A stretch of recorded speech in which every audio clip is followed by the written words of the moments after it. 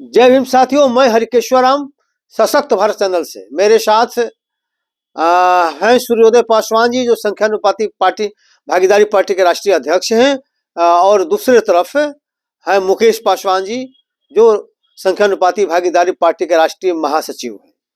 तो आज हम ये जानना चाहते हैं सूर्योदय पासवान दोनों से कि अभी वर्तमान में जो सिचुएशन है, पॉलिटिकल सिचुएशन है, इसमें दो तरह की धारा मान लीजिए कि काम कर रही है। एक तो धारा मान लेंगे ब्राह्मणवादी सिस्टम की धारा है, जिसका प्रतिनिधित्व बीजेपी कर रही है। दूसरी धारा मान लें कि सोशल जस्टिस का है, जिसका प्रतिनिधित्व लालू यादव, नीतीश, मुलायम या जो ही मान लेंगे आप मायावती, सभी लोग आप कह सकते कर रही है। सोशल जस्टिस का एजेंडा बहुत अच्छा है। बुद्ध से लेकर, कबीर से लेकर, रैदास से लेकर, अंबेडकर से लेकर, संविधान से लेकर सभी में उसका व्यवस्था है। इसके बावजूद भी ब्राह्मणीवादी सिस्टम को मानने वाले लोग आज सत्ता पर हावी क्यों है? ये एक सोचनीय विषय है। तो सूर्योदय जी, हम ये जानना चाहते हैं कि आखिर ऐसा क्यों हो रहा है कि सिद्धांततः जो सोशल जस्टिस का एजेंडा है बहुत मजबूत है, इसके बावजूद भी सोशल जस्टिस के लोग सत्ता पर क्यों नहीं हावी हो रहे हैं, और जो ब्राह्मणवादी सिस्टम के लोग हैं बीजेपी, वो क्यों हावी हो रही है? इस पर आपको क्या सोचना है? सभी लोगों को जय भीम। इस सोशल जस्टिस और जो ब्राह्मणवादी सिस्टम, दो धाराएं जो अभी देश में जो बहुत जोर शोर से प्रचार है, इसका मकसद यही है। सोशल जस्टिस जो है एक मानवता के प्रति, एक बड़े आबादी के प्रति जो रिप्रेजेंट करता है। और जो आप ब्राह्मणवादी के जो समझ है, अभी का समझ है, इतिहास में गहराई में तो कुछ और है, उसके बारे में विशेष हम लोग रखेंगे। लेकिन अभी का जो समझ है, जो कि कम व्यक्तियों के लिए, कम समूह के लिए प्रतिनिधित्व करता है, जिसको ब्राह्मणवादी जो वर्चस्ववादी ताकत है, हाँ, जो वर्चस्ववादी ताकतों है, रिप्रेजेंट करता है, उसका रिप्रेजेंटेशन मान करता है। हाँ, तो ये स्वाभाविक चीज है। जो कम आबादी वाला जो है, वो स्वाभाविक चीज है।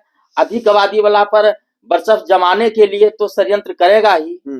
अब है जो सोशल जस्टिस है, उस षड्यंत्र को, डिफिनेशन को समझना होगा कि ब्राह्मण जो वादियों लोग वर्चस्व जो रखे हुए हैं, आखिर हमें क्यों बार बार इस तरह से नाना प्रकार के षड्यंत्र, नाना प्रकार के आपको धार्मिक एजेंडा से जो है एक देश में उथल पुथल करते हैं, ये चिन्हित करना होगा। ये सोशल जस्टिस जो बड़े आबादी के लोग चाहत रखते हैं, उनको एक समझ में आना चाहिए था, तब जाकर के एक पिलर के रूप में हम देख सकते हैं। इसका मतलब ये हुआ कि जो सोशल जस्टिस के लोग हैं, जो नेतृत्व वर्ग है, जो नेतृत्व करता है, जो प्रतिनिधित्व करना चाह रहा है, कहते हैं कि हम प्रतिनिधित्व कर रहे हैं, वो सोशल जस्टिस के प्रति ईमानदार नहीं है।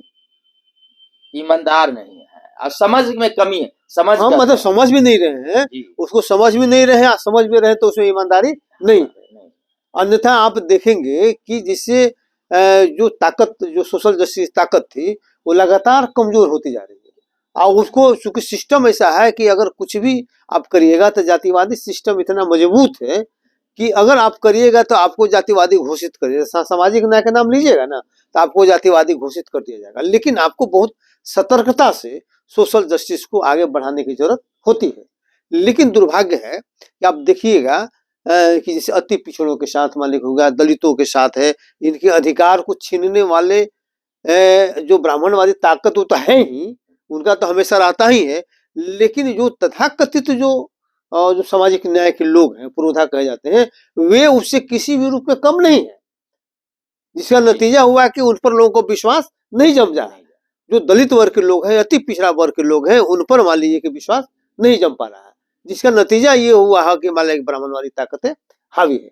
तो मुकेश जी, आप इसको किस रूप में समझते हैं कि अगर जो सोशल जस्टिस को चाहने वाले लोग हैं, जैसे लालू प्रसाद यादव है, नीतीश कुमार है, मायावती है, या मान लीजिए कि रामविलास पासवान थे, अभी चिराग पासवान है, मतलब तो उनको रहते हुए भी सोशल जस्टिस कमजोर क्यों पड़ रहा है? देखिए सर, मैं कहना चाहूँगा कि जब अपने शरीर में एक अच्छी तरह से हमारे शरीर में कोशिका है, जब कैंसर हो जाते हैं तो अपना ही कोशिका को डर होता है, और धीरे धीरे उखाड़ जाता है। इसी प्रकार अपने ही समाज में सोशल जो लोग हैं, चाहे जो हमारे आगे गार्जियन भी है, जो कार्यकर्ता कर रहे हैं, तो इसी तरह हमारे समाज में इस कारण से लोग हम आजकल पीछे पिछड़ते जा रहे हैं और मनोवादी जो ताकत है वो बच्चा से अपने हावी होना चाहते हैं, और उसको हम लोग जितना भी दलित समाज जो है उसको हावी होने से दूर नहीं कर पाते हैं। इस कारण से वो आज तक हम लोग आज उसका भुगतना पड़ रहा है। तो हमको लगता है शायद इसी दृष्टिकोण से आप लोगों ने पार्टी का भी, नहीं तो पार्टी की जरूरत क्या थी? हमको लगता है कि जब समाजवादी जो समतावादी जो न्यायवादी जो कल सोशल जस्टिस की जो पार्टी ऑलरेडी पहले से थी, तो फिर आपको जरूरत नहीं पड़ती। शायद अगर मान लीजिए कि अगर काम सही ढंग से करती तो आपको संख्यानुपाती भागीदारी पार्टी की जरूरत नहीं पड़ती, वो काम कर देता है ना। तो इसका मतलब ये हुआ कि भाई सोशल जस्टिस को सही तरीके से अगर स्थापित नहीं किया जाएगा, संविधान के अनुसार स्थापित नहीं किया जाएगा, तो ब्राह्मणवादी ताकतें, वर्चस्ववादी ताकतें हावी रहेंगी। तो मेन हम लोग का काम क्या है कि सोशल जस्टिस को संविधान के अनुरूप स्थापित करना और उसके बाद सेकुलरिज्म को भी स्थापित करना।